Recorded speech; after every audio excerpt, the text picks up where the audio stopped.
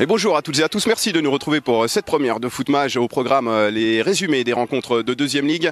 On vous propose pour cette première édition le résumé du FC Plan-les-Ouates face à l'US Carouge FC, ainsi que la rencontre entre le FC Ayer-le-Lignon et le FC Verrier Sport. La dernière rencontre mettra aux prises l'Olympique de Genève et le CS Italien Genève. Merci de nous retrouver donc pour cette première émission et voici tout de suite les résumés de ces rencontres.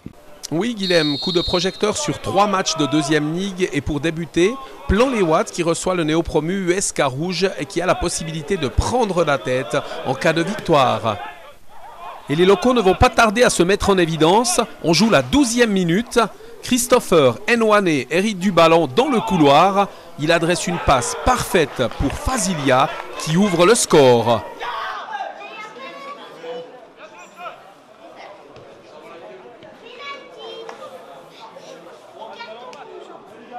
Cinq minutes plus tard, les pensionnaires du stade des Cherpines vont doubler leur avantage.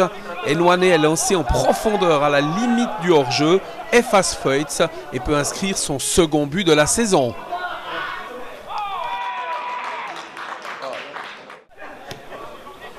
Cette deuxième réussite a déstabilisé les Carougeois. La passe en retrait de Gressan est trop molle. Sileimani s'empare du ballon devant Feutz et marque dans le but vide. Les hommes de José Luis Brea approchent du 4-0 à la 28e minute. Moment choisi par Fazilia pour accélérer, faire un joli relais avec Nwane et voir son tir passer de très peu à côté. Mais ce n'est que partie remise pour le leader du championnat. On joue la 34e minute. Fazilia, encore lui, est alerté sur l'aile gauche. Il remet en retrait pour son capitaine Alexandre Mathias qui cadre parfaitement. Et le moins que l'on puisse dire, c'est que Plan-les-Ouates a sorti une grosse première période. Première mi-temps très bonne avec des coups offensifs très rapides. On s'est vite mis en situation de pouvoir faire la différence.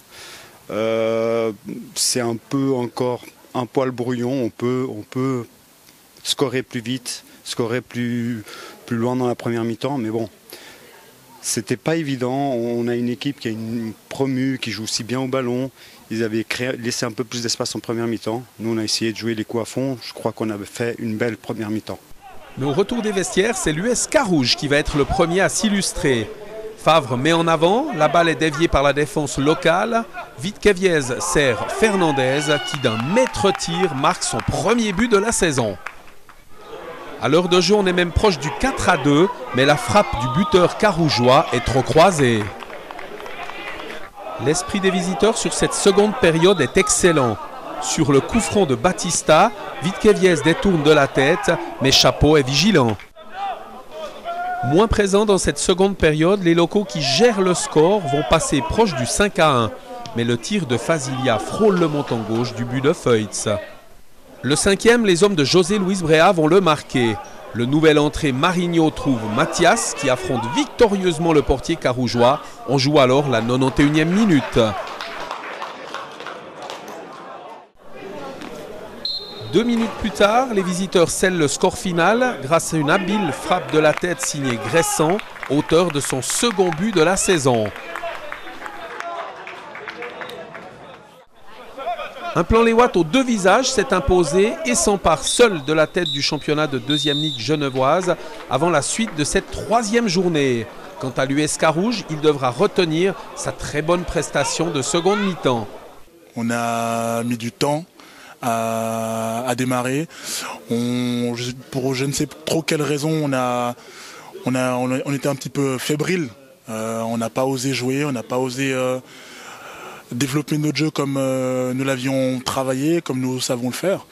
Et ce qui s'est passé, c'est que face à une équipe comme Plan-les-Ouates, voilà, qui est une bonne équipe de deuxième ligue, qui je pense a des ambitions de promotion, voilà, ça paye cash. Comme j'ai dit tout à l'heure, on retient aujourd'hui vraiment les 45 premières minutes où on a pu faire la différence. Même si la deuxième mi-temps, eux, étaient un poil plus haut sur le terrain, ils essayaient de jouer plus les coups à fond. Même en fin de match, ils ont essayé de changer un peu la donne en faisant des changements, en passant à travers derrière, en nous mettant un peu offensivement en difficulté. Mais on a tenu. C'est clair que nous, le but à la mi-temps, c'était de ne pas prendre de but. voilà, on est tombé dans cette facilité-là où beaucoup de matchs font justement cette différence-là. Aïr-le-Lignon avait les moyens en cas de victoire samedi face à Verrier Sport de reprendre la première place occupée par Plan-les-Ouates et dans les rangs aïrois un atout de poids. David Salane, meilleur buteur la saison passée avec 22 réussites, l'attaquant a déjà fait trembler les filets à 4 reprises en 2 matchs. Mais rentrons dans le vif du sujet. On joue la 7e minute, première action et elle est pour les joueurs aïrois. Hubelard, c'est Rodriguez qui transmet à Salane d'une habile transversale, mais l'attaquant est signalé en position de hors-jeu. Mais dans ce début de match, les Verrites ne sont pas en reste. Botro hérite du ballon, un geste audacieux qui aurait pu payer. On est pratiquement à la demi-heure de jeu et Aïr se crée son opportunité la plus nette de la partie. Martinez la joue collectif et décale pour Kakage qui voit sa frappe terminée sur le montant.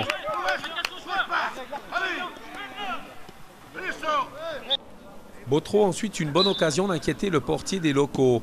Mais son coup de patte sur coup franc termine dans les bras de Zuliani.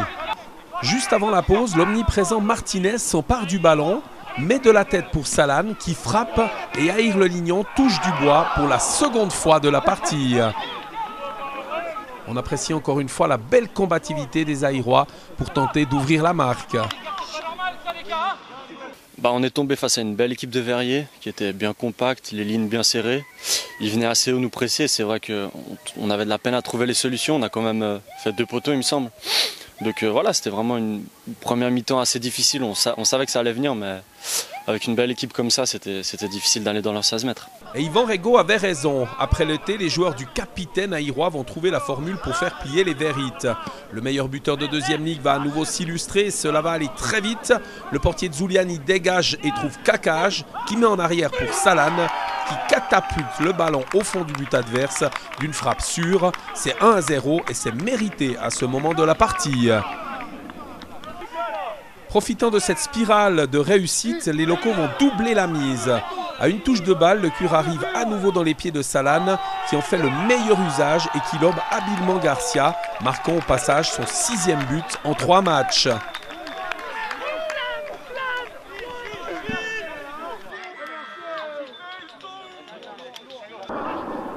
À 10 minutes du terme, les Oranges vont se mettre définitivement à l'abri grâce à Bessart Kakage, le meilleur buteur aïrois lors de la saison 2015-2016 avec 11 réussites, inscrit son second but de l'ouvrage.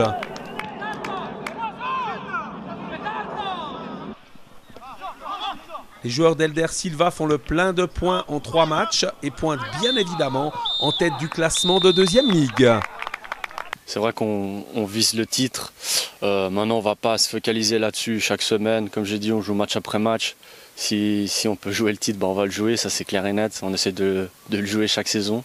Mais voilà, on joue toujours pour gagner, pour être en haut. Et puis on espère que cette saison, ça va nous réussir. C'est une nouvelle ligue. Donc effectivement, on vient d'en dessous. On fait du mieux qu'on peut. Après, on travaille. On a joué, je pense, 2 gros, qui Plan-les-Ouates et Aïr. Je pense qu'ils sont des favoris de ce championnat.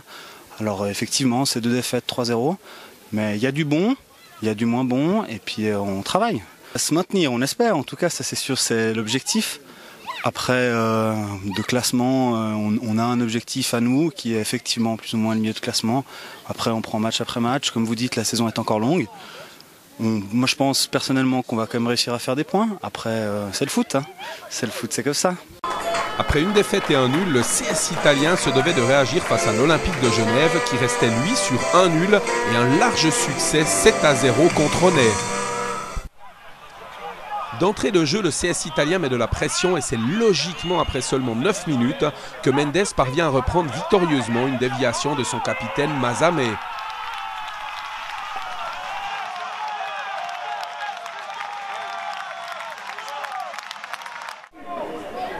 Deux minutes plus tard, l'arbitre M. Moreno Romero siffle un pénalty pour une intervention fautive de Harifi sur Mazamé, décidément sur tous les bons coups. Figueiredo Henriquez s'élance et trompe imparablement le portier da Silva, c'est 2-0. Surpris par cette entrée en matière du CS italien, le club olympien se rebiffe. Cardozo déborde, mais son centre est capté par Solari. Dans une défense azzurri bien organisée, Olympique peine à se montrer dangereux. Bakalovic centre, Cardozo réceptionne mal et la défense adverse dégage. On joue la 55e minute et coup dur pour le CS italien et Arion qui écope d'un second jaune pour une faute indiscutable sur Cardozo et est expulsé. Une supériorité numérique qui exploite mal les locaux et c'est en revanche le CS italien qui passe proche du numéro 3. Il faut tout le talent de Da Silva pour sauver devant Bongiovanni.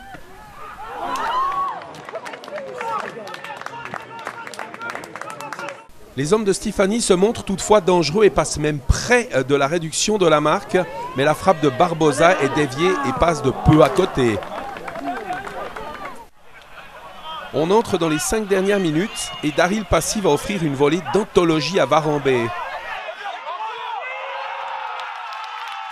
Le geste du remplaçant vaut vraiment la peine de s'offrir un ralenti.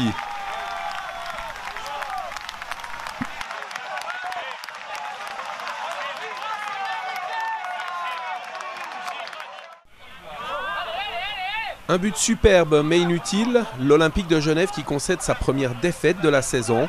Quant au CS italien, c'est un sentiment de devoir accompli avec la manière, comme le confirme Yannick Vidal au micro de Guilhem Bezzola.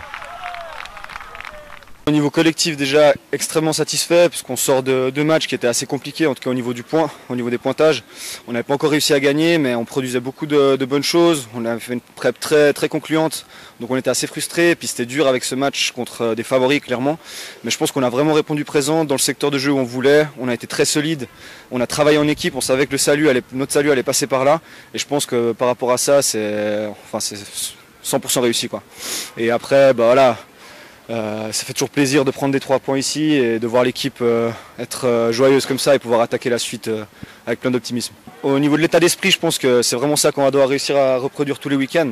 Après voilà, au niveau du jeu, on sait que c'était une équipe très difficile à manier, on aurait de la peine à produire du jeu, mais voilà, on a fait le taf, on a été solidaires et maintenant les autres matchs, on peut les aborder plus sereinement et puis travailler plus sur le fond de jeu et faire des points à tous les matchs. C'est l'objectif. Et voici les résultats enregistrés lors de cette 3e journée avec, on l'a vu, la victoire de Plan-les-Ouates face à Carouge par 5-2, le succès d'Aïr-le-Lignon face à Verrier Sport 2 par 3-0, City s'est imposé face à Aunay par 3-2, Versoix s'incline à la maison face à Vernier par 2-0, la victoire de Kosova face à Champel par 3-1 et puis on vient de le voir, le succès du CS italien face à l'Olympique de Genève par 2-1. Au classement, 2 équipes restent invaincues. Aïr-le-Lignon avec ses 9 points et Plan-les-Ouates qui pointe à 2 unités du leader. On trouve ensuite City à la 3e position avec 6 points. 5 équipes regroupées à 4 points. US Carouge FC pointe à la 9e place avec 3 points, comme Aunay, alors que 2 équipes sont toujours à la recherche de leur premier point, Verrier Sport 2 et Champel. Et avant de nous quitter, passons à notre concours. Merci Jacques. Et avant de nous quitter, on va revoir les 3 plus belles actions de ces 3 rencontres. Et ce sera à vous de jouer, à vous de choisir l'action que vous préférez. Si vous choisissez la même que l'équipe Footmag, vous pourrez participer au tirage au sort et peut-être gagner un bon pour un repas et 2 parties de bowling au Miami Bowling, notre sponsor Footmag. Pour ce faire, rendez-vous sur la page Facebook de footmag.ch. Merci encore de nous avoir suivis. On se retrouve la semaine prochaine sur Lancy TV.